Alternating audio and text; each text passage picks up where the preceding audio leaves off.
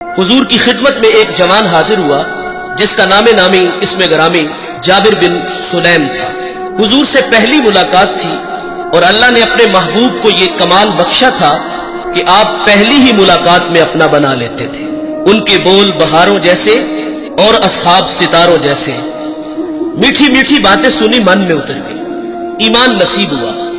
جانے لگے تو حضور سے عرض کرتے ہیں آقا میرے دامن میں کچھ حکمت کے موتی ڈال دیجئے۔ جو ابھی ابھی ایمان لایا ہے اس کو حضور نبی رحمت صلی اللہ علیہ وسلم نے پہلی نصیحت کیا فرمائی؟ فرمایا جابر کسی کو گالی نہ دینا، اس کو اخلاق سکھائے۔ اور آپ فرماتے پھر میں نے ساری زندگی کسی جانور کو بھی گالی نہیں دی۔ ہمارے بچے بولنا سیکھتے ہیں تو گالیاں سیکھتے ہیں۔ ہمارے گھر کا ماحول ایسا ہے والد بچوں کو گالیاں دیتا ہے اور وہ بچپن میں سیکھی گالیاں کل بڑے ہو کر وہ والد کو بھی گالی دیتا ہے۔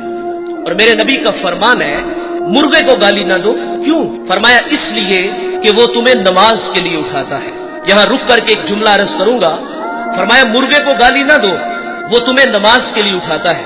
آج لوگ علماء کو گالیاں دیتے ہیں جو لوگوں کو دین سکھاتے ہیں، جنہیں استنجا کرنے کا بھی پتہ نہیں نہ ہوتا، جو منہ میں آتا ہے وہ کہہ دیتا ہے۔ فرمایا پسو کو بھی گالی نہ دو۔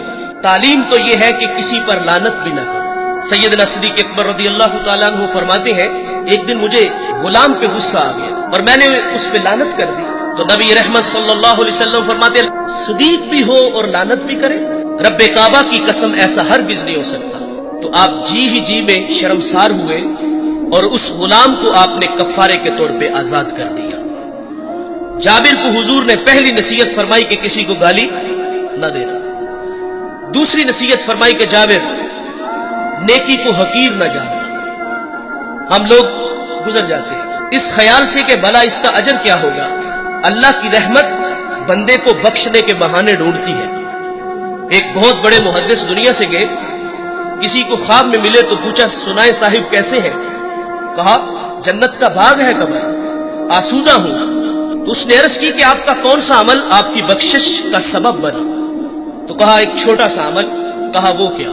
انہوں نے بتایا کہ میں ایک دفعہ حدیث لکھنے بیٹھا، سیاہی میں قلم دبویا، باہر نکالا، لکھنے لگا کہ اس پہ ایک مکھی آ کے بیٹھ گئی۔ فرماتے میں نے اس خیال سے قلم کو روک لیا کہ یہ مخلوق خدا ہے، پیٹ کی پیاس بجھا لے میں پھر لکھ لوں گا۔ کہتے اللہ کو میری یہ ادا پسند آئی اور اللہ نے میری مغفرت فرما دی۔ جابر کو حضور نے ایک اور نصیحت فرمائی کہ جابر بن سلیم جس سے بھی ملو تو خندہ پیشانی سے ملو۔ ہم سٹیٹس کو باہر رکھتے ہیں، مذہبی لوگ ہیں ہم، غریب آدمی ٹائم لینے آ جائے تو ہم ٹائم بھی نہیں دیتے، کوئی مسئلہ پوچھنے آ جائے تو ہم مسئلہ بھی نہیں بتاتے۔ انتہائی معذرت سے کہوں گا ایک بندہ ڈسٹرکٹ منڈی بہاولدین سے چلا ہے، ایک کراچی سے چلا ہے، ایک پنڈی سے ہی چلا ہے، وہ لمبا سفر کر کے ہمارے پاس آیا ہے اور اس کی حیثیت کو دیکھ کر تسبیح دے کے مسجد کے نکر میں بٹھا دیا جائے کہ یہاں بیٹھ کے وظیفہ کرو۔ دیکھیے ہم جب کسی کے ہاتھوں میں ہاتھ دیتے ہیں تو وظائف کی کوئی کمی نہیں ہوتی، 1.25 لاکھ مرتبہ پہلا کلمہ پڑھنا ہے، درود پڑھنا ہے، استغفار پڑھنا ہے، ایک وظیفہ ختم ہوتا ہے تو دوسرا ملتا ہے، وظائف کی تو کمی نہیں۔ وہ تو کوئی کندھا تلاش کرنے آیا تھا کہ جہاں سر رکھ کے وہ روئے، وہ من کا کوئی دکھڑا کہنے آیا تھا، لیکن اس کو نظر انداز کیوں کیا گیا کہ اس کے پاس صرف آنے جانے کا کرایہ ہے۔ وہ واصف علی واصف کہتے ہیں تسلیم کے بعد تحقیق گمراہی ہوتی ہے۔ اس نے تو دل سے اپنا کہا تھا اور وہ جو ہے وہ عقیدت میں بیٹھ کے وظیفے پہ مشغول ہے، لیکن اچانک اس نے اپنی آنکھوں سے ایک منظر دیکھا کہ ایک کلف لگے کپڑوں میں آیا اور اس کے آگے پیچھے خدام ہے اور وہ سیدھا حجرے میں چلا گیا اور اندر سے آواز سنتا ہے کہ آپ کسی کے ہاں پیغام بیچ دیتے تو میں خود ہی آ جاتا۔ بتائیے اگر یہ رویے ہمارے ہوئے تو لوگوں کو دین کہاں سے ملے گا؟ اور جو باہر بیٹھ کے وظیفے میں مشغول تھا اس کے دل پہ جو نشتر اور تیر چلے اس کا مداوع کس نے کرنا تھا؟ جس سے بھی ملو تو خندہ پیشانی سے ملو۔ آپ اپنے ملازم سے اس طرح بات کیا کرو جس طرح اپنے بیٹے سے بات کرتے ہیں۔ جابر بن سلیم رضی اللہ تعالیٰ عنہ فرماتے ہیں حضور نے مجھے ایک اور نصیحت ارشاد فرمائی، جابر بن سلیم کسی کو شرمندہ نہ کرنا۔ یہ بھی اخلاق سے گری ہوئی بات ہے اور ہم قدم قدم پہ کرتے ہیں۔ دیکھیں بھائی انسان کی فطرت میں بھول جانا ہے۔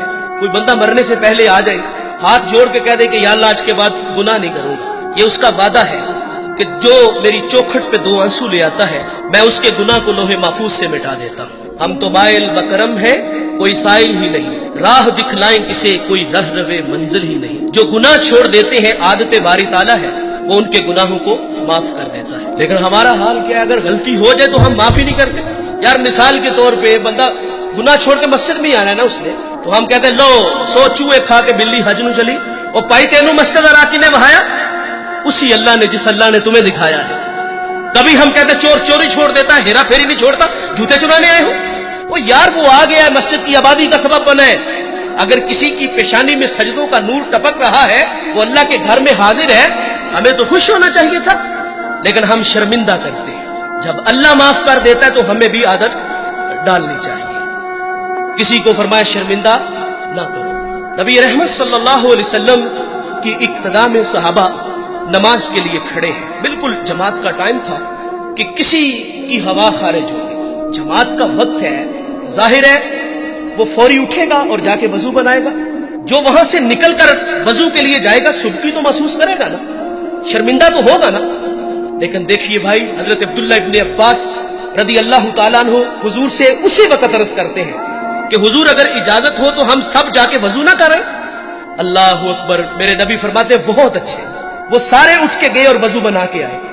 اب کیا خبر کہ کس کی ہوا خارج ہوئی, تو شرمندگی سے بچایا. اس ویڈیو کو شیئر ضرور کریں, ہو سکتا ہے آپ کے ایک شیئر سے یہ بات کسی کے دل میں اتر جائے.